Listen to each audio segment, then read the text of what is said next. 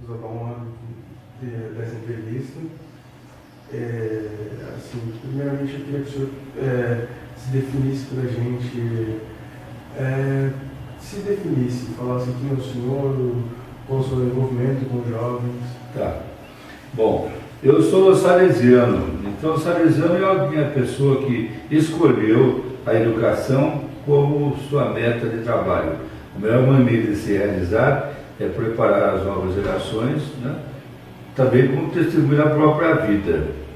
Então, tendo sido o primeiro aluno do Colégio Salesiano Dom Bosco de Piracicaba, eu me encantei com a proposta educativa dos mesmos e então, aos poucos, eu fui entendendo a importância de ser um bom salesiano e Deus me abençoou, fui aprovado, pois eu fui sacerdote, pois eu fui feito bispo. E como bispo, também trabalhando em Brasília, na CNBB, eu fui escolhido para ser o bispo responsável pela educação em termos nacional. Então eu tive contato com todo o Brasil e também com a América Latina. Eu penso assim que essa definição está adequando o meu desejo de adolescente com a minha realização de hoje. Que também hoje, como bispo, a gente aqui está apoiando a juventude do modo como sabe fazer, preparando a grande jornada mundial da juventude no Rio de Janeiro e tendo participado da campanha da fraternidade sobre a juventude.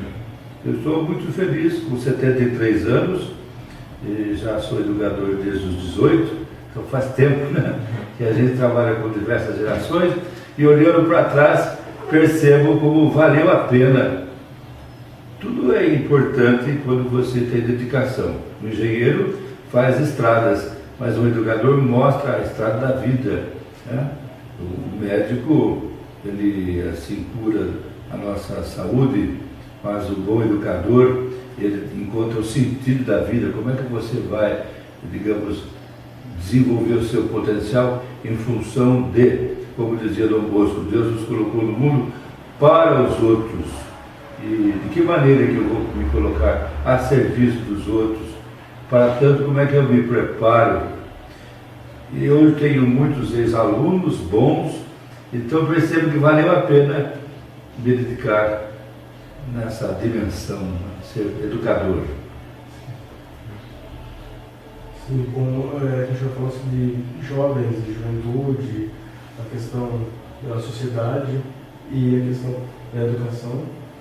E, primeiramente, eu queria perguntar para o senhor qual a sua definição de jovem na sua geração, quando o senhor tinha seus 15, 25, 26 anos, e que o senhor tem agora com 73, senhor? 73 aninhos, 25 anos de bispo.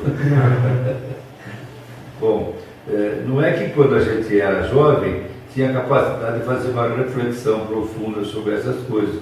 A gente foi amadurecendo aos poucos, né? Mas olhando o meu tempo com a consciência de hoje, eu percebi assim, no jovem que eu era, um jovem assim, bem responsável. Eu andava 6 quilômetros a pé para ir à escola todo dia, né? A pé. E, digamos assim, depois comprei uma bicicleta, mas para adquirir essa bicicleta eu precisei trabalhar para comprá-la, né? Então foi uma educação participativa, nunca ganhei nada de mão beijada, como diz assim.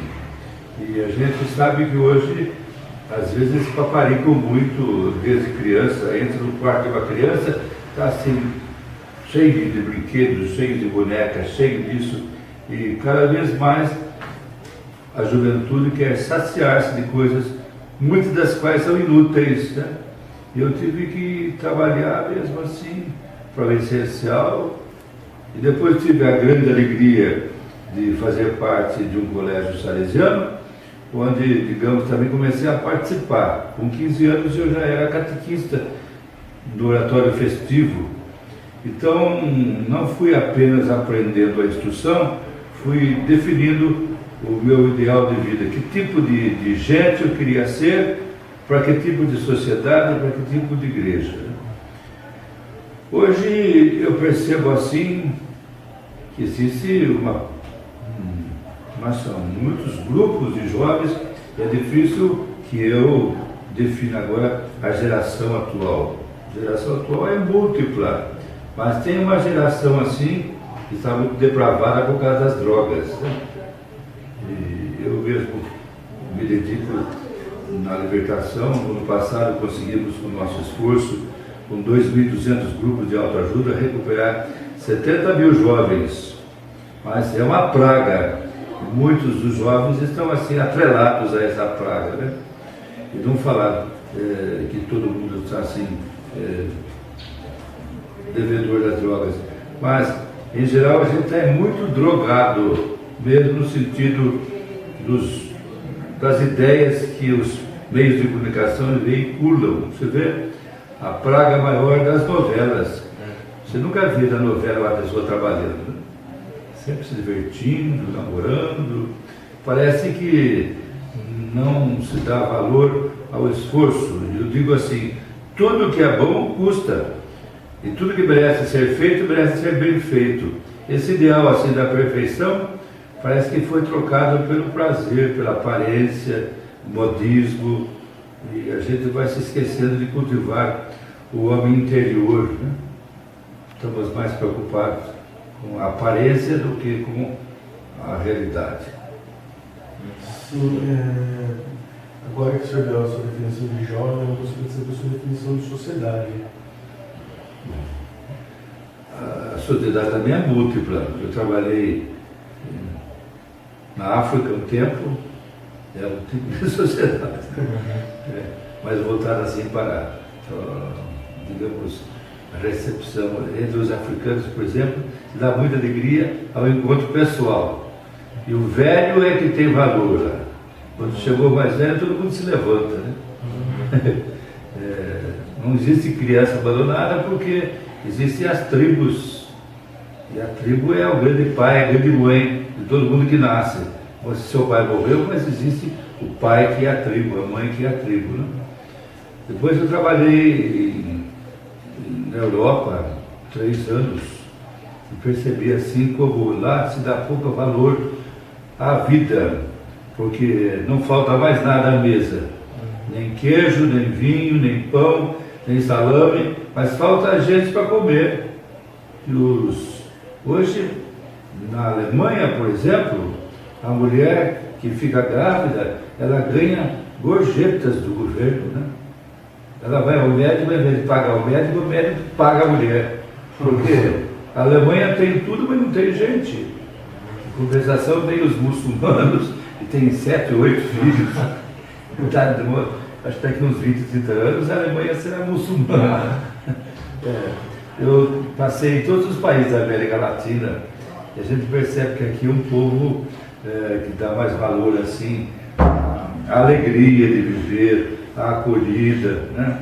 Então é muito difícil definir a sociedade como tal. São muitos tipos, mas a sociedade brasileira ela oferece um encanto especial. Quando, voltando para o Brasil, pus os pés no chão, tive vontade de beijar essa terra bendita em que merece dizer assim, Deus é brasileiro, né? Os argentinos agora dizem, o Papa é argentino, o Messi é argentino, tem a rainha da Holanda que é argentina, mas Deus é brasileiro, né? Ô terra boa, né? Terra boa, porque tem todos os climas, tem todos essa síntese das raças aqui que convivem bem, né? Então uma sociedade seria assim quando existe de fato a justiça e a solidariedade, né? Sem justiça, sem solidariedade, não existe propriamente sociedade, existe um ajuntamento de pessoas, umas aproveitando das outras, né? Sim. Sobre essa diferença de gostos hoje, essa diferença de tribos. Então é muito importante os jovens querem fazer parte de uma tribo, né? De tribo é nome de índio, né? Mas assim como existe uma diversificação de tribos indígenas, e cada uma tem seu tempero de comida, tem seu modo de se vestir, tem a sua linguagem.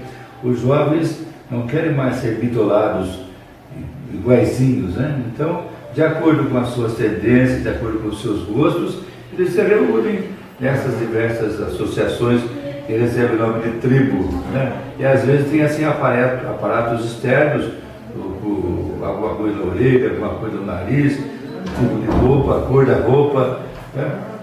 Mas eu penso assim que pelo menos esses se abrem para vencer a solidão e perceber essa importância da dimensão do outro. Você não está sozinho no mundo.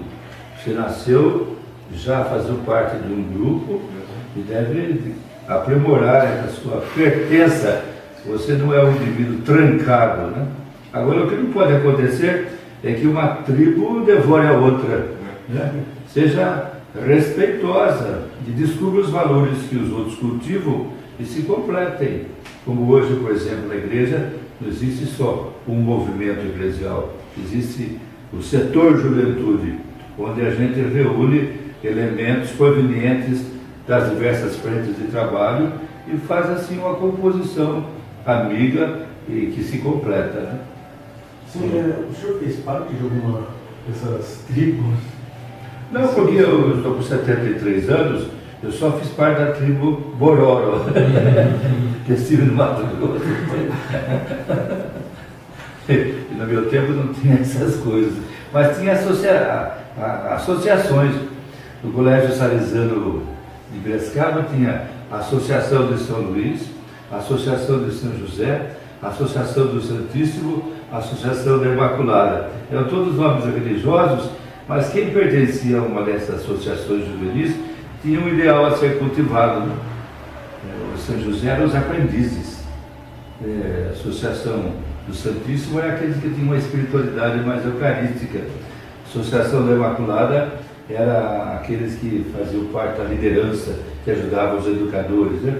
Outro nome, mas percebe que também naquele tempo havia esse instinto de a gente entender que, por melhor que seja alguém, jamais consegue ser tão bom e eficiente quanto todos nós unidos, né? Assim, até os animais se unem em bando, nós nos unimos em associações e grupos, e é bom você que está me ouvindo, que também pense assim, como é que eu posso partilhar o meu carisma com alguém? Porque Dom Bosco dizia assim, Deus nos colocou no mundo para os outros. E você, aqui por exemplo, nós temos o Fernando, o Guilherme e o Ricardo. São três tipos biológicos e até tem um japonês. Mas é assim, reunir assim o que cada um de vocês três tem de bom e colocar em comum, já dá muito mais do que cada um é em si, né? Esse quase que instinto de a gente procurar o melhor, e ninguém consegue jogar futebol sozinho, ninguém consegue assim, digamos, tocar para frente uma orquestra sozinho, né? E no mundo é assim. Agora, voltando a jovens e sociedade, na interação em si, o que você acha que os jovens têm que lutar para que essa sociedade aceite eles melhor, assim? Mas eu digo assim, se você não é bonito, procure ser simpático, pelo menos.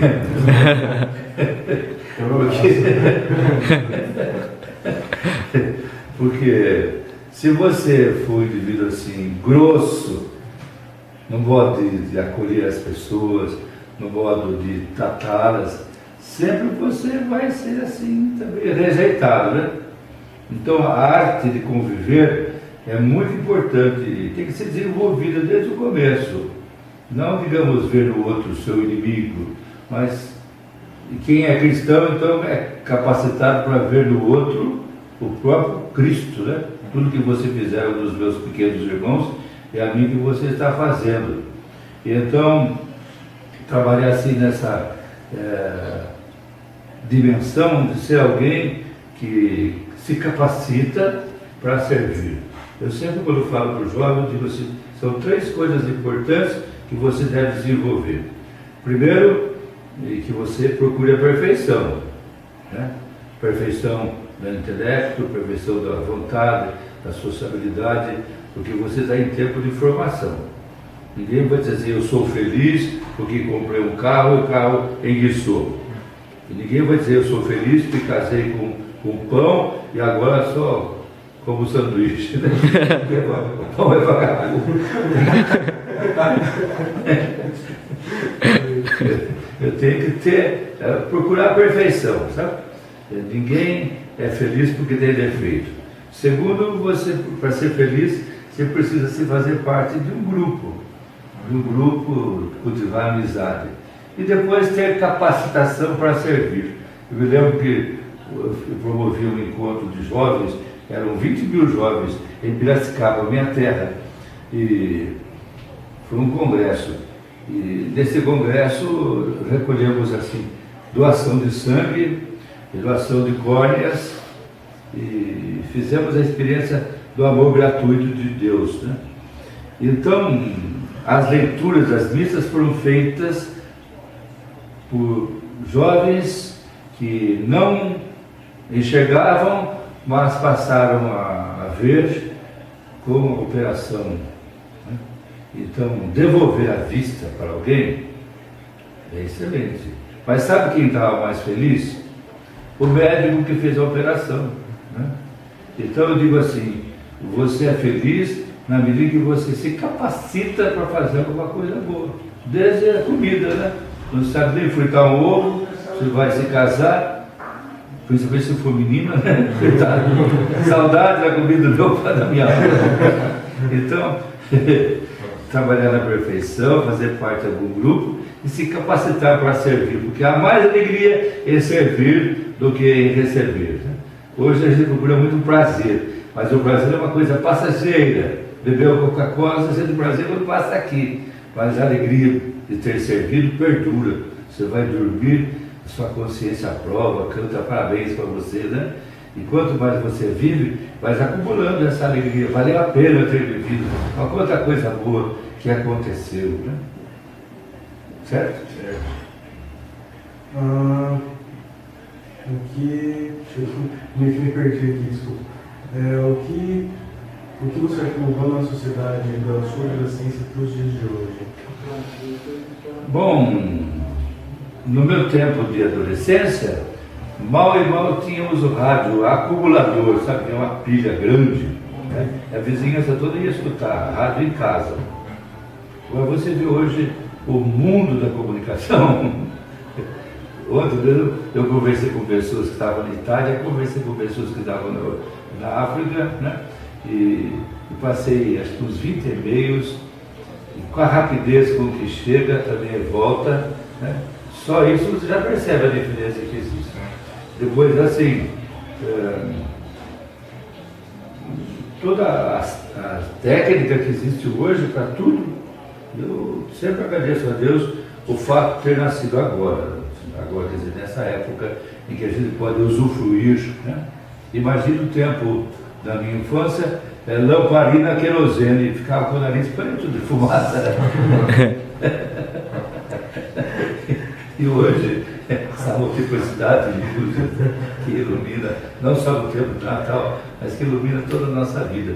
Depois a facilidade que a gente tem para aprender, porque muitos cursos diferenciados nas escolas, na TV, nos jornais, nas revistas. Então hoje só não aprende quem não quer, né?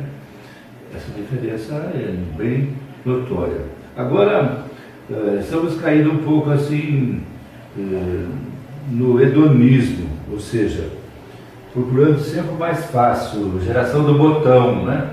Aperta o botão aqui, aperta o botão ali, e a gente mal e mal sua a camisa, não sei como faz uma caminhada, né?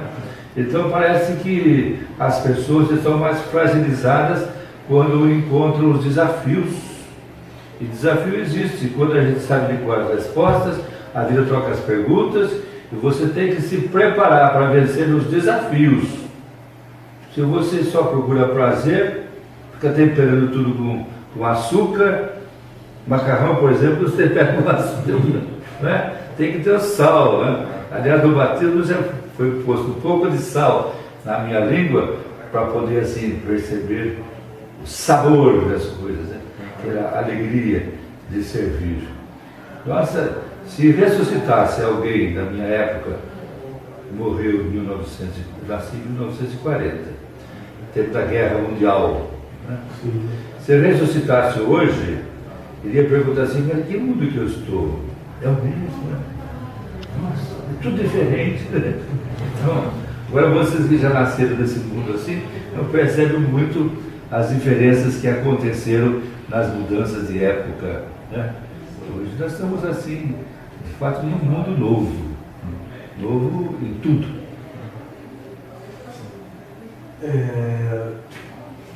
A interação dos jovens na sociedade atual, você acha que deveria ser maior, menor? Bom, o que eu acho deve ser maior, porque, como eu disse antes, ninguém, por melhor que seja, consegue ser tão bom e eficiente quanto todos nós unidos. Agora, isso não significa que o jovem deve ser assim, bitolado, descobrir isso e acabou. Não, você tem que ter abertura de mente, como numa visão universitária. Eu fui formado na Universidade Salesiana de Roma e lá sempre, semanalmente, tinha o debate de um problema com visão universitária. Ou seja, vai discutir esse problema da violência, por exemplo. Então chama um economista. Por que existe violência? Ele vai dizer assim, luta de classe. Aí chama um pedagogo. Por que existe violência? Tem temperamento diferente. Aí chama um psicólogo. Aí chama um sociólogo. Aí chama um pedagogo. Aí você tem a visão também de um diretor espiritual. Quando você acaba de ouvir e faz uma interação entre as diversas propostas e respostas, você percebe, nossa, mas quando o primeiro falou, eu pensei que está certo, né? Depois eu fui mudando meu pensamento e percebo que é muito mais ampla a resposta. Então, interação sempre deve ser cultivada. E se você não pensa como eu penso, você não é meu inimigo. Você certamente me completa. Eu não tinha pensado assim, né? Então, faz parte da educação, para valer, quando dá a oportunidade de as pessoas se interagirem. Uma última pergunta do quesito sociedade, que é se o senhor tem o pensamento de que a sociedade define o caráter de um jovem a partir da questão social, econômica, sexual, entre os outros fatores que existem. Bom, que a sociedade influencia nas pessoas, isso é inegável. Né? Sim. Quem nasce na Alemanha aprende a falar alemão, influência, né? Quem nasce no Japão aprende a falar japonês.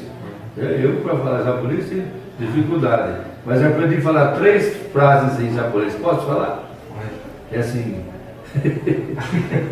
assim, bambu, vara para pescar, não? Banana para pescar? Bicicleta é roupa para pescar, não?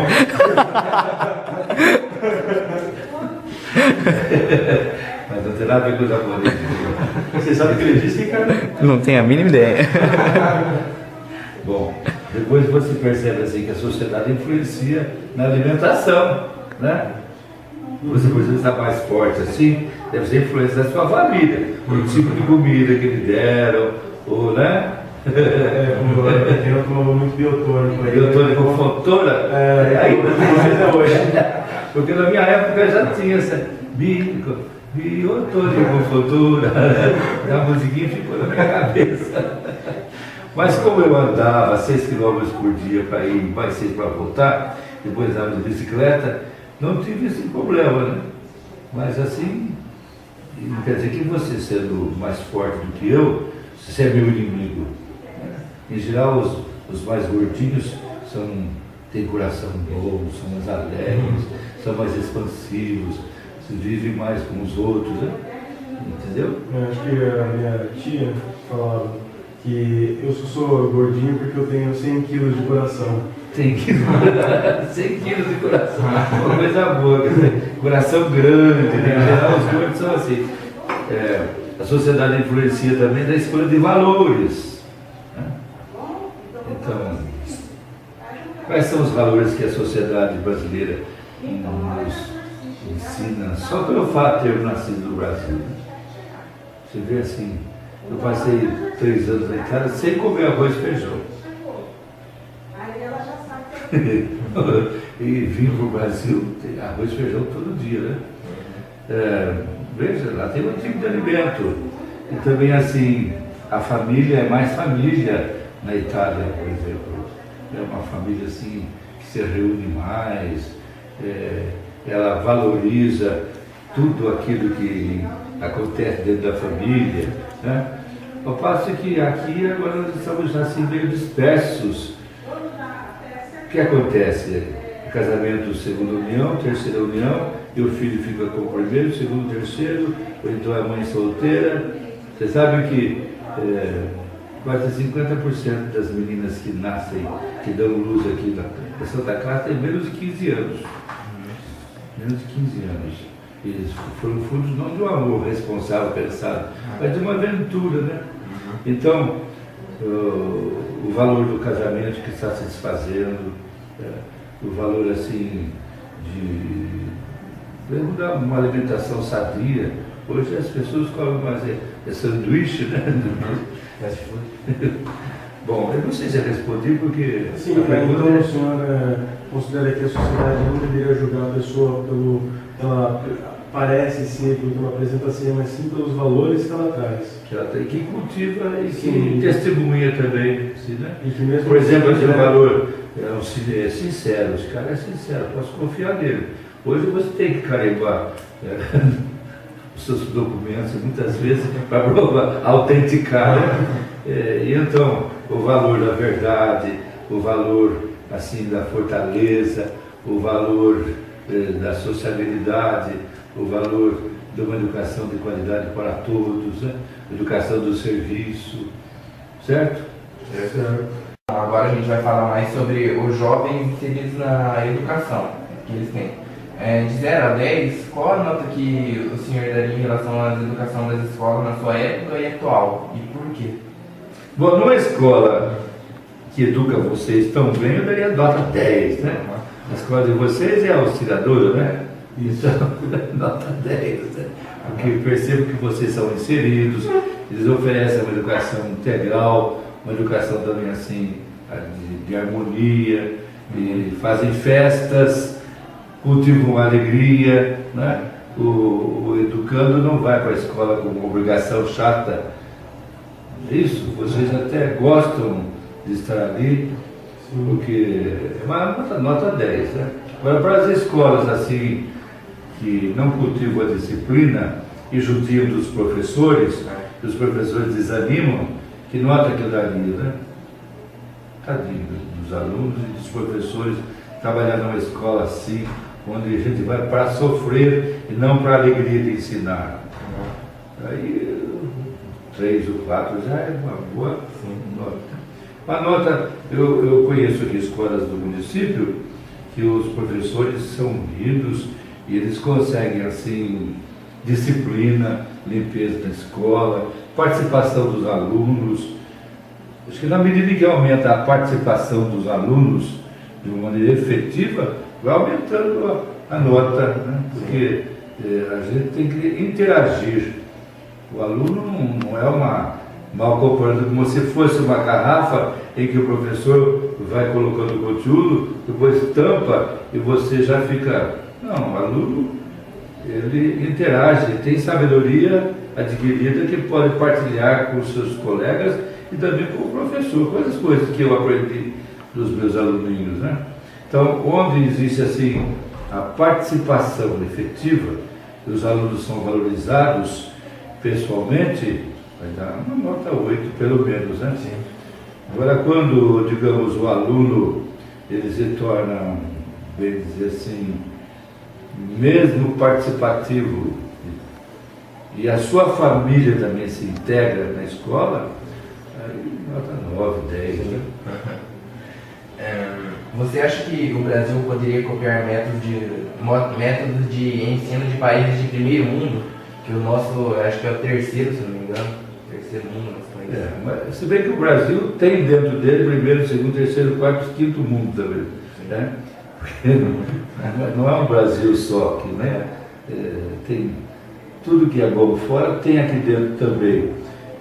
Mas por causa dessa pluralidade de situações financeiras, climáticas e sociais, o Brasil ainda não está integrado em plano de educação nacional. Existem planos por escrito, mas quem viaja, por exemplo, aí na Amazônia, quem viaja mesmo nos estados nordestinos, percebe a diferença entre o edifício da escola, o conteúdo e a graduação dos professores. Né? Então, na medida em que o Brasil apostar na importância da educação e investir, eu penso que nós seremos assim, sem pretensão, né? Temos tudo para ser o primeiro país do mundo. Né? Que Deus é brasileiro.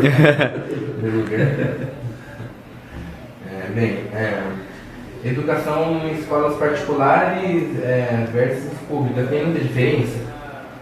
Bom, eu só fiz naquele tempo, curso primário em escola pública. Sim. Mas gostei muito, tanto é que ainda hoje tem fotografias dos meus colegas de classe e das minhas professoras. E uma professora, dona Elisa, ela morou em casa, porque na fazenda em que eu morava, digamos, a minha casa é a única casa grande. Então foi dividido metade da casa para ser escola. E a professora vinha de fora e morava em casa. Eu tive o privilégio de ter aulas particulares, morava sempre nota 10, né? Bom, mas assim, tem escolas particulares que visam mais assim o comércio, né? Sobrevivem porque fazem da escola uma fonte de lucros. Acho que onde não tem ideal, nem merece o nome de escola particular, né? Mas escolas como a de vocês, que vocês conhecem, em que os mestres, principalmente os fundadores, estão ali por amor à educação, porque dentre os trabalhos possíveis que podiam ser escolhidos, escolheram ser educadores, né? Que coisa linda, né? Então, muitas vezes, escolas particulares, com menos gastos, conseguem fazer coisas mais eficientes, porque tem boa administração também, né? E a começar pela aparência. Se você visita o Sensa, por exemplo, é tudo limpinho, bonitinho, florido, né? Não é? É outra coisa, agora chega tudo bem preparado assim, de um outro ambiente em que você ponta de cigarro, não tem giz, já tem palavrão na louça. Certinho? É uma escola, o senhor baseia a escola seria igual ao ideal. Sem ideal não se pode ter uma educação de ponto, educação séria. Qual que seria, assim, o objetivo que os educadores têm para serem educadores, né? Então, buscam se formar bons cristãos e honestos cidadãos. Então, o ideal salesiano é que o aluno, ao completar o seu curso, além de ser um bom entendedor de matemática, de geografia, de sociologia, ele seja um bom cristão e um bom cidadão. Esse é o ideal. O colégio marista, sei lá, cada colégio particular deve ter, assim,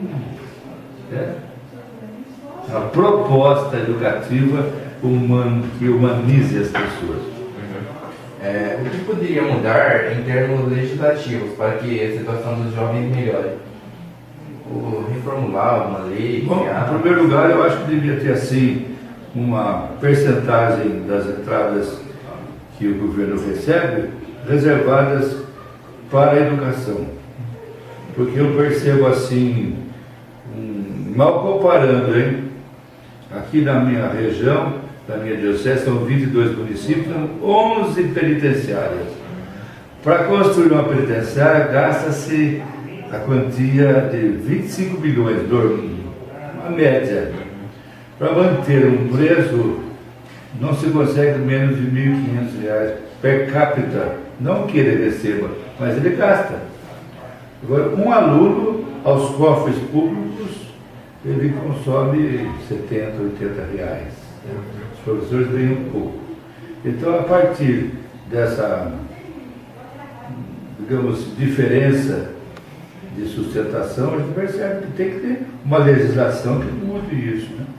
Depois, os professores são muito ainda maltratados, recebem pouco e por isso mesmo tem que fazer outras coisas ou dar 50 aulas por semana para poder manter a sua família, né? Então deve ter um plano educativo, assim também para os professores que tenham um estímulo de sempre progredir na arte de serem bons, não só bom professor, mas bons educadores, né? O educador visa a perfeição humana. O professor tem por obrigação passar bem aquela disciplina. Não se interessa o que vai acontecer com o aluno amanhã. Certo. E para acabar agora, como seria a escola ideal em período integral? Bom, eu trabalhei muito tempo em internatos. O aluno ficava 24 horas na escola, né?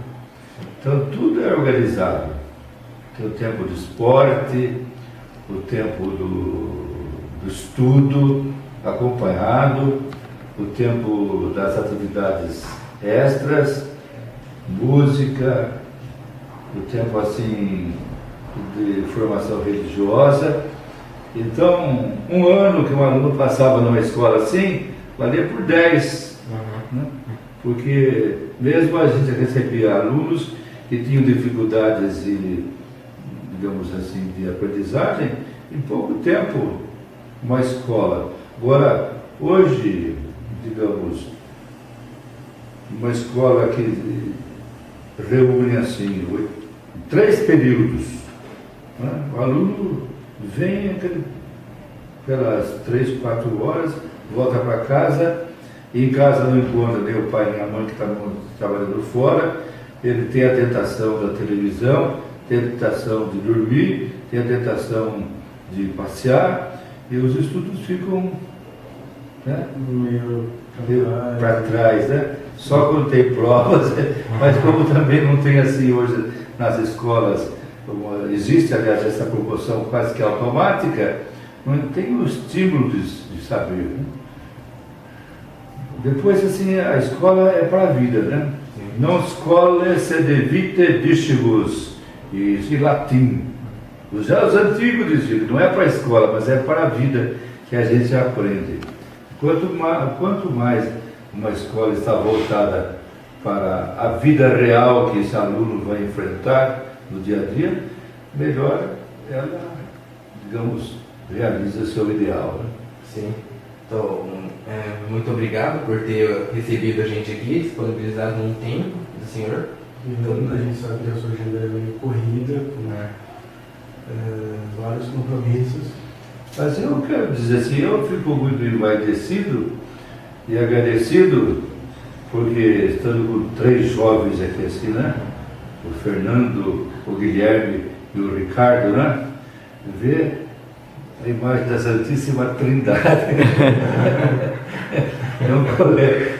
E vocês devem ser uma amostra, não é uma amostra grátis do Colégio do Sensa. Vocês devem ser uma amostra do que são os outros lá também, né? Parabenizo, portanto, a diretoria do Sensa, que incute em vocês essa vontade de participar, de discutir, de se integrar, de ter também uma consciência crítica. Deus nos abençoe ainda mais.